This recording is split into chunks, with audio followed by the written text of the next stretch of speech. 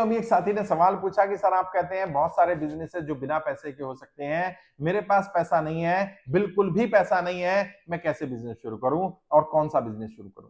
कौन से बिजनेस के लिए तो मैंने बहुत सारी वीडियोस बनाई हुई हैं, आप इसी फेसबुक पेज पर या यूट्यूब पर जहां सुन रहे होंगे वहां देखिएगा बिना पैसे के कौन कौन से बिजनेस किए जा सकते हैं। कई बिजनेस के आइडियाज मैंने दिए हैं जिसमें आपको बहुत कम पैसा लगेगा या बिना पैसे के आप बिजनेस कर सकते हैं। लेकिन कैसे कैसे शुरू करा जाता है, जब पैसा ना हो तो व्यापार कैसे शुरू करें।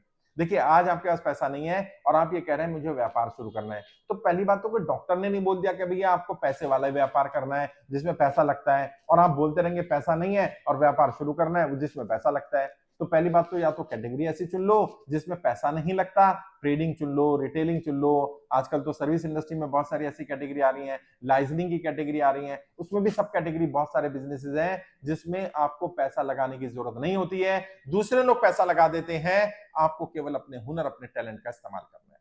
और क्या चुनो, ऐसे बिजनेस चुनो जहां पर पैसा ना लगाना पड़े, मिनिमम लगाना पड़े। और अगर वो बिजनेस करना है जिसमें पैसा लगेगा और आपके पास पैसा नहीं है, तो क्या होना चाहिए, आपके पास कोई आइडिया होना चाहिए, कोई ऐसा आइडिया जो यूनिक हो, कोई ऐसा आइडिया। मान लीजिए आपको फूड इंडस्ट्री में जाना है, अब फूड इंडस्ट्री में तो बिना पैसे के नहीं होता है काम, उसमें तो पैसा चाहिए। अब आपके पास कोई ऐसा यूनिक प्रोडक्ट हो, कुछ और बेहतर हो मार्केट में जो अवेलेबल नहीं है उससे, या जो अवेलेबल है उससे अपग्रेडेड कोई चीज हो, और उस आइडिया का प्रोजेक्ट रिपोर्ट तैयार हो।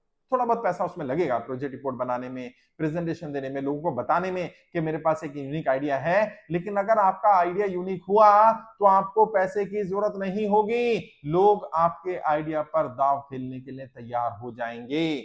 समस्या क्या है, पैसा नहीं है, ये दिक्कत नहीं है, ना तो पैसा है और ना ही आइडिया है, अब बड़ी दिक्कत है। और उसके लिए भी ऐसा नहीं है दिक्कत है तो सोल्यूशन नहीं है, उसका भी समाधान दे दूंगा। अगर मान लीजिए पैसा भी नहीं है और आइडिया भी नहीं, तो क्या करना है। पहली बात तो अगर आइडिया है तो आइडिया पे प्रोजेक्ट रिपोर्ट बनाओ और ऐसे लोगों को आइडेंटिफाई करो जो आपके प्रोजेक्ट पर दांव खेलने को तैयार हो जाएं। पैसा उनका होगा, आइडिया आपका होगा, आप भी कमाओ वो भी कमाए। ये तो हो गया जब आपके पास आइडिया हो और पैसा ना हो। अब पैसा भी ना हो और आइडिया भी ना हो तो क्या करें, ऐसे समय पर किताबें पढ़ो, रिसर्च करो, यूट्यूब पर, फेसबुक पर, इंस्टाग्राम पर रिसर्च के रूप में सर्च करना शुरू करो, गूगल पर सर्च करना शुरू करो, बुक्स पढ़नी शुरू करो। कोई ना कोई आइडिया, कोई ना कोई विचार आएगा दिमाग में। जो धीरूभाई अंबानी ने कहा था, दूसरों से तेज सोचो, दूसरों से जल्दी सोचो, विचारों पर किसी का एकाधिकार नहीं होता। जो विचार, जो आइडिया अभी आपके दिमाग में आ रहा है, वही विचार, वही आइडिया न जाने कितने लोगों के दिमाग में आएगा। जो इंप्लीमेंट कर देगा विचार उसका हो जाएगा, जो इंप्लीमेंट नहीं करेगा वो खाली हाथ रह जाएगा।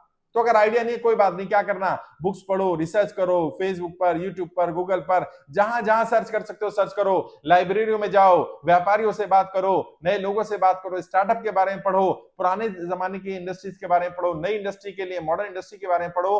किताबों से यहां से वहां से आइडिया आएगा। और जब आइडिया आ जाए तो क्या करो, सीधा आइडिया को इंप्लीमेंट करने में लग जाओ। आइडिया आए तो पेन और पेपर निकालो और लिखना शुरू करो, उसको ऑन पेपर बनाओ।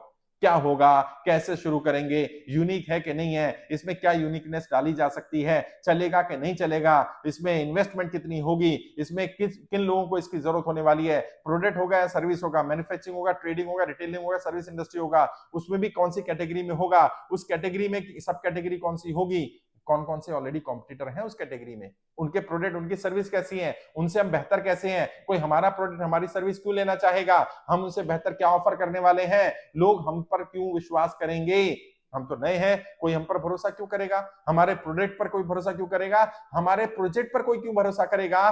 प्रोजेक्ट रिपोर्ट को इस तरह से तैयार करना है। जब ऑन पेपर लिख लोगे तो अगला काम क्या करना है, वहीं आ जाओगे। अब आपके पास आइडिया आ गया, पैसा नहीं है, उन लोगों को आइडेंटिफाई करना जो लोग आपके ऊपर दांव खेलने को तैयार हैं, वो लोग जो इन्वेस्टर्स हैं। सीड फंडिंग के इन्वेस्टर अलग होते हैं, जो कॉर्पोरेट फंडिंग के लोग होते हैं वो अलग होते हैं, और अलग अलग प्रोजेक्ट पर अलग अलग कैटेगरी में फंडिंग करने वाले लोग होते हैं। कई लोग ऑलरेडी जो इस इंडस्ट्री में स्टैब्लिश होते हैं वो ढूंढ रहे होते हैं कुछ यूनिक चीज मिल जाए ताकि उस पर उनका एकाधिकार हो जाए, और लोग तो आइडिया बेच देते हैं।